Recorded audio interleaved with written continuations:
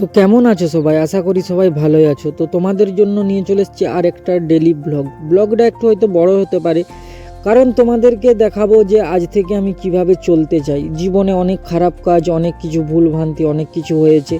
তো সেই সমস্ত সময় খারাপও কেটেছে, সেই সমস্ত দিনকে না ভেবে সেইগুলোকে পিছনে ফেলে রেখে সামনের দিকে কিভাবে এগোতে হয়।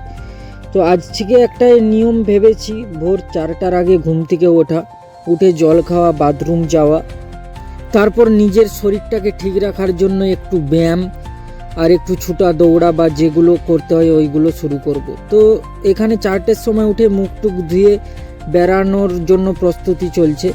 তো বেরাবো এবার। তো মুখটা ধুয়ে নিলাম। মুখ টুক ধোয়ার পর আমি ভাবলাম যে এইভাবে যদি নিজের শরীর বা নিজের মানসিক শান্তি ফিরে আসে। জানি না তোমরা কে কে ভিডিও দেখো প্রেমানন্দ মহারাজজি, যিনি বৃন্দাবনের। আমি ওর ভিডিও দেখে প্রচুর ইন্সপায়ার হয়েছি, আর ওর থেকে এই সব কিছু জ্ঞান প্রাপ্তি করেছি, আর সেটাই আমি আমার নিজের মধ্যে নিয়ে আসতে চাই। তো বেরানোর আগেই বেড়ালটা ম্যাও ম্যাও করছিল, তো ওকে একটু দুধ গুলে দিলাম। এইবার আর লিকুইড দুধ নিয়ে আসিনি, গুঁড়ো দুধ নিয়ে আসছি। তো দুধ গুলে নিয়ে হালকা গরম করে, ওর যে রাতে বৃষ্টির কারণে ওর জায়গাটা ভিজে গেছে, যেটার মধ্যে ওকে খেতে দিই, তো ওই খেতে দেওয়া জায়গাটাকে একটু আমি জল দিয়ে হাত দিয়েই সাফ করলাম। তারপরে ওটাতে দুধটা ঢেলে দিলাম। তো দুধটা ঠান্ডা হলে ও খেয়ে নেবে। তো দুধটা ঢেলে দিই এখানে।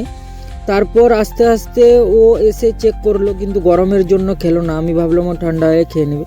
তারপর সাইকেল নিয়ে বাড়ি থেকে বেরিয়ে পড়ি।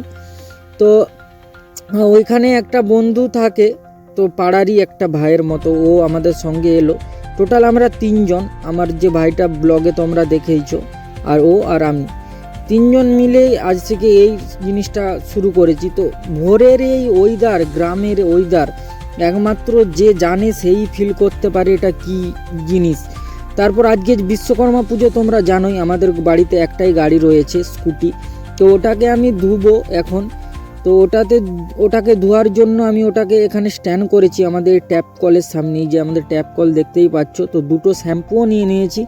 তো আমি এখানে প্রথমে জল দিয়ে শ্যাম্পু দিয়ে ওটা ঘষতে থাকি। তো বাইকটাকে পুরো ঘষে সাফ করার পর ওটাকে একদম পরিষ্কার করলাম। অনেক আমাদের ঘরের কাজ হচ্ছিল বলে গাড়িটার মধ্যে সিমেন্ট টিমেন্ট পড়েছিল তো প্রচুর। তারপর শ্যাম্পু দিয়ে ঘষে এখানে বালতি দিয়ে জল ঢেলে ধুয়ে চকচকা করে নিয়েছি, দেখতেই পাচ্ছ। তো গাড়িটাকে এখন শিব মন্দিরের সামনে রেখে দেবো। বাবুন যখন পুজো করতে আসবে তখন ও পুজো করে দিবে। তারপর স্নান টান সেরে নিয়ে আমি এখানে ঘুগনির তরকারি দিয়ে খেতে বসে যাই। মুড়ি টুড়ি খাওয়ার পর আমি চলে যাই একটা মালা আনতে, কারণ মালা আনতে ভুলে গিয়েছিলাম। তারপর ঠাকুরমশাই এসে পুজো করে দিল। তো এখানে একবারে দুপুরে একটু আধ ঘন্টার মতো ঘুমিয়ে গিয়েছিলাম। ঘুম থেকে উঠে মা তুললো, তারপর ভাত আর বাঁধাকপির সবজি আর কাঁচকলা আলুর ঝোল দিয়ে ভাত খেয়ে নিলাম। তো এই ব্লগটা এই পর্যন্ত।